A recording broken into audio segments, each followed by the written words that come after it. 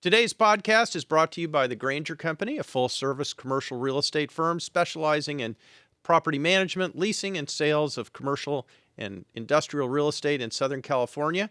Today's podcast is about Pacific West Mortgage Fund and the last 20 years of our business. And Hanna, do you want to start us off with some? Sure, yeah. Thank you for the introduction. I'm going to be interviewing you today. Oh, that's going to be fun.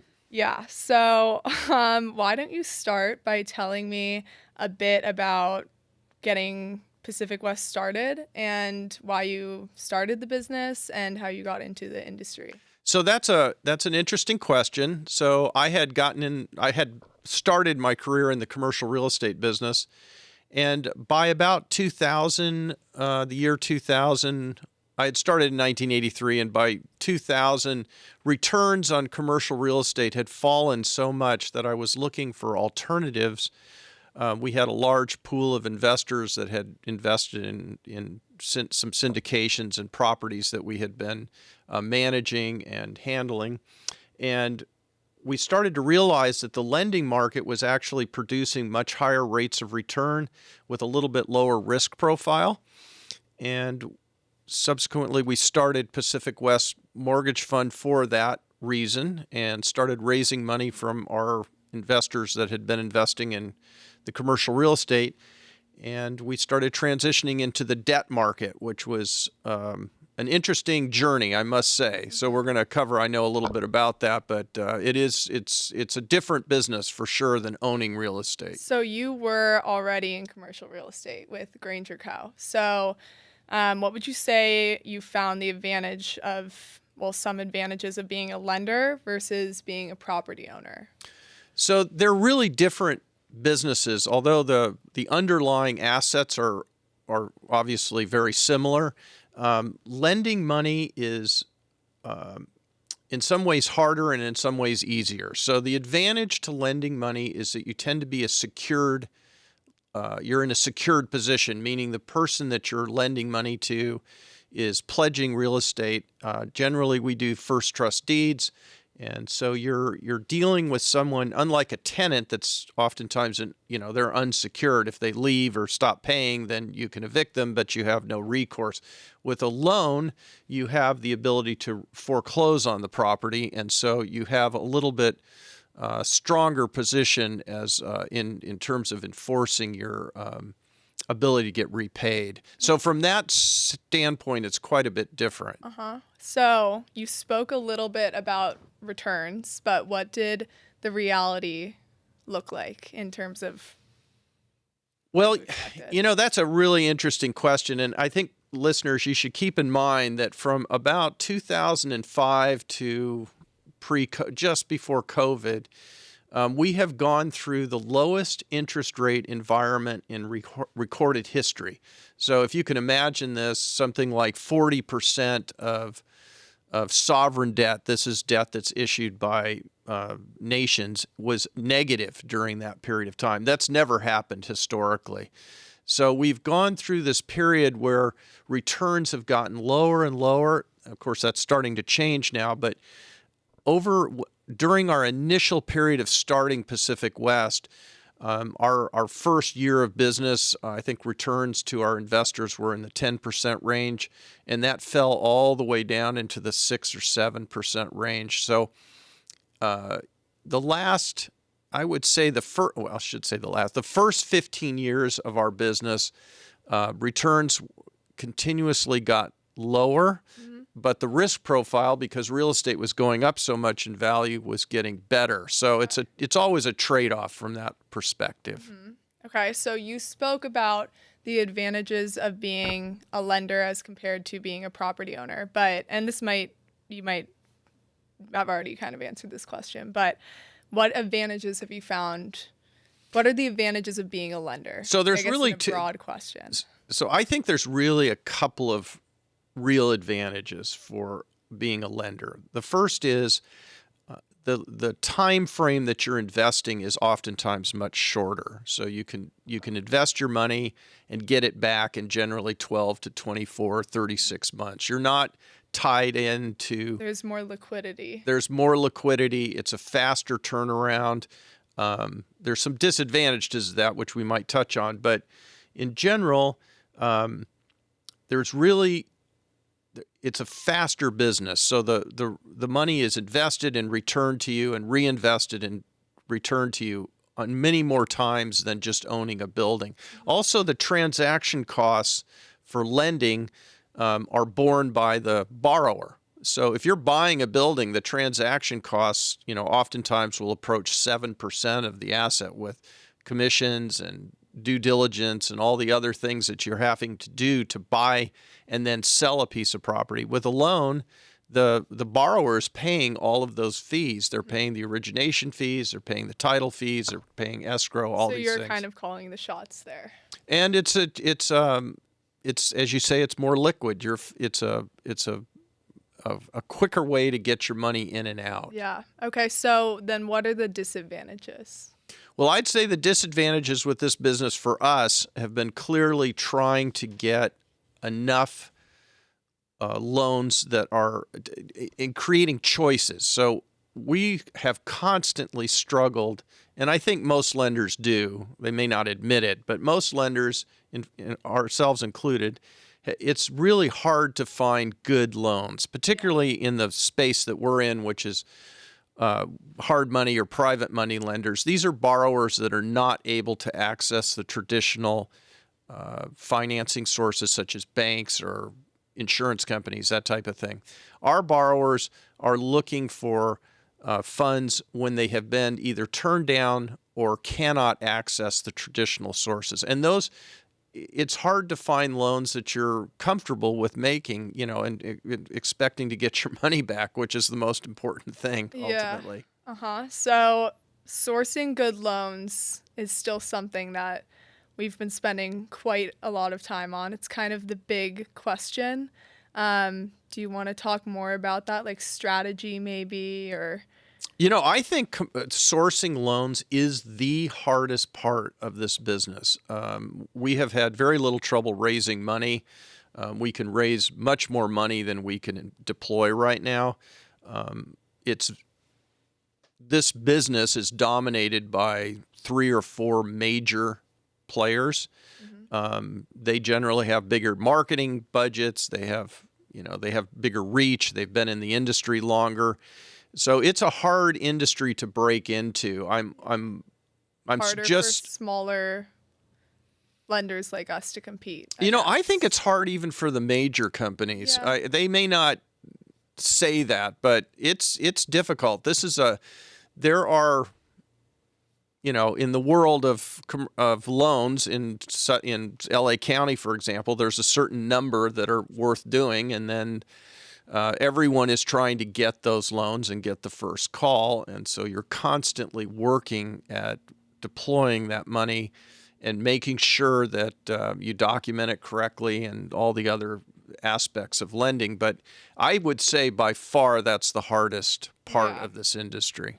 So another thing we talked about when we were kind of discussing this yesterday a little bit was that you think that borrower quality has declined. So do you want to expand on what you think that means, maybe why you think that is? So ultimately, what you're looking at as a lender is the asset that you're loaning on. The rule of thumb is, do you want to own the property for what you have loaned on it? Now, obviously, we don't make loans just to try and get the property. That is definitely not our objective. We're trying to make loans where the payments are made and we can collect the interest, and then the loan is paid off as prescribed in the documents, and then we move on to the next loan. So I think what's happening now is that the market has made a real shift in the last couple of years from a situation where the value of the asset or the value of the building that you're loaning on has been going up and up and up, which makes it much, much less risky for the lender because your equity is growing every year. And now we are transitioning into a market where the best case is the market is stable And in some cases, and oftentimes, I think we're seeing this particularly with commercial or industrial real estate, where the values are actually declining. And that makes it very, very difficult for a lender, because time is working against you in that situation. The longer the person doesn't pay you, or the longer you hold the loan, the more or the less equity you have, the more risk is involved in the transaction. The loan to value. The loan to value, precisely right. That's what you're always concerned about, is how much of a cushion do you have as a lender? So in the broader market, then, the default rates are going up. No question. We have seen in the last probably 30 months, we have started to see a lot of foreclosures. We took back property for the first time since 2010. We have not had, until very recently, the first REO, real estate equity owned. We haven't had that for decades, and that is starting to be a real trend in the industry, and it's very concerning to me. I'm watching this and thinking, unless things really turn around, I'm wondering if this business is going to be viable, because you can't make loans where the market, you can't really predict what's going to happen in a market where it's declining 5 or 10 or 15% a year. Well, it's much harder. It's interesting for sure. I think on our end, we can see, notice of defaults and things like that happening. But if you're looking at databases, it's kind of hard to track whether or not this is happening for other lenders, which I think Yeah, we're making some discovered. progress on that in terms of determining really what is the default rate. I think the default rate is much higher than people are letting on. My guess is right now the default rate for a large pool of loans is probably in the range of 10 to 15%. I'm sure that is very high historically over the last 20 years. There's no question. Is that, would you say, one of the highest you've ever seen it in your time in the business? Well, we're noticing it. I'd say the last 30. Or just that it's... Yeah, I'd say the last 24 to 30 up. months, we've definitely experienced a dramatic change in the strength and the ability to get repaid. Right. So the market is getting riskier. No question. And what's interesting about that is actually the returns on the loans are declining, which, risk goes up. You should be getting a higher rate of return on your money, but there's so much capital coming into this space that, returns are being pushed down. Now, I don't think that's sustainable in the long run. Okay. We currently are paying in Pacific West a 9% distribution. That's the highest we've paid in a long time. That probably is going to fall back a little bit. But we're not deploying large amounts of money. I think Pacific West right now is deploying about $40 million. So we're, fairly small. I'd say we're real small compared to some of the majors that are working with, hundreds of millions. But I do believe this business is poised to see a real increase in rates. I cannot imagine that we can continue as an industry to keep loaning money in a high-risk environment like this without getting compensated for it. So it sounds like it's just getting more and more difficult to be a lender right now. And do you think the state of California is becoming more borrower-friendly as opposed to lender-friendly? And you think that has something to do with it, or...? Yeah, so that's a really great question, Hanna. I think there's two components to that answer. The first is the lending industry itself is highly regulated, and particularly if you're doing consumer loans, which we don't do. We just do commercial loans, which is a very small segment of the lending market. But even that arena is getting very regulated. We've talked in one of our podcasts about AB 130, which talks about second trust deeds. It's just getting much, much harder to comply and sort of thread the needle and stay compliant with all these rules and regulations. And then, of course, the other thing that's happening is a lot of legislation, and I've looked into this. So I think in the last, 24 months, the state of California has passed 18 or 19 pieces of legislation that affect the collateral that you're lending on. And this is particularly true with, say, multifamily. So They've put more stringent rent control in place. They've put, in California, in Los Angeles now, you have to pay as a landlord. You have to pay into a pro bono or a legal defense fund for protecting your tenants, and which that if that's what the legislatures want to do, that's fine. But what happens is it makes it much more difficult to determine and evaluate risk as a lender, because if you take back a property, a multifamily property, and you have a situation where you have a lot of unhappy tenants, that makes it much more difficult to operate the building and determine what it's really worth. So yeah, I think that there are forces on different levels that are making it harder to be a lender. Right. So this might be a little repetitive, but what changes, or if there's anything else you want to say about changes in the lending market currently? And then I'm going to ask you about what you think about the future. So I would say, as far as what we're doing right now, is we are working very, very hard to outreach to borrowers and mortgage brokers, making them aware of Pacific West. I think we provide just stellar service, excellent service to both our borrowers and the people that bring us loans. And we're really focusing on developing a solid pipeline that's going to get us through the next 10 or 15 years. And it takes a lot of work to do that, much more work than I had thought. I'm always surprised at how difficult it is to operate one of these funds. Did you think that Pacific West was going to be as much work as Granger Co., and has it turned out that it's just more? I think the trend, I think the answer to that is with a fund like Pacific West, and we are a private equity fund. We raise money from accredited investors, and then we loan the money out to borrowers. I would say the big difference, the thing that surprised me about this is just how much overhead it takes to run one of these funds. They're very expensive to operate. They require a lot of people, a lot of expertise. You have to be super careful. And you have to be especially now. Exactly. You have to just be incredibly careful with obviously if you're operating with other people's money, you always have to be careful. But this is a business that it's very easy to lose money in. Well, I'm just talking about as things get more complicated with, loan origination and the actual properties and the California market.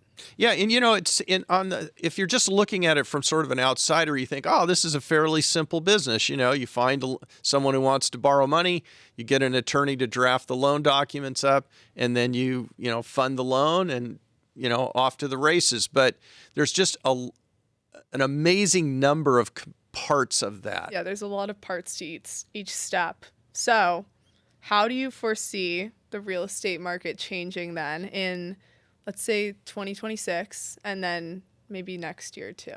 So my prediction for this year and next is a real estate environment that's stable or declining. It depends a little bit on the marketplace that you're talking about, because in Southern California or most major metro areas, you're really talking about something like 500 different markets. You've got the downtown office market, you've got the local retail market, you've got the single family market, you've got the multifamily, you've got commercial real estate, so on, industrial. So it depends a lot on what market you're talking about in general. Surprisingly, I would say the single family resident housing market is by far the strongest market right now. Okay. There are areas that are weakening, but there's such a demand supply imbalance with single family that it's just holding up very, very well. It is kind of flatlining. I don't think we're seeing, 10 or 15, 20% increases every year anymore. But a lot of the other markets that we deal in have definitely been affected. For example, industrial land around the Port of LA in 2021 was selling for around $200 a foot. It's now down to $50 or $70 a foot. So that's a big drop. Okay. And there's a lot of it on the market. So, it depends a lot. And, when a change of that magnitude happens, as a lender, it gets extremely difficult to price that. I mean, how do you take into, I mean, you can lower your loan to values down to, 30% loan to value, but you're just not going to make many loans at that kind of an LTV. Right. So it's hard to gauge this. Yeah. So yesterday when we were discussing this, you said that you, quote, saw a bright future for private money lenders. Why? I mean, it doesn't seem like you feel that way today. Is that? Oh, I think in the long run, I think interest rates I just don't see how interest rates can stay at these levels. It's going to fluctuate eventually. It's going to fluctuate, and I think it's going to move up for a host of reasons.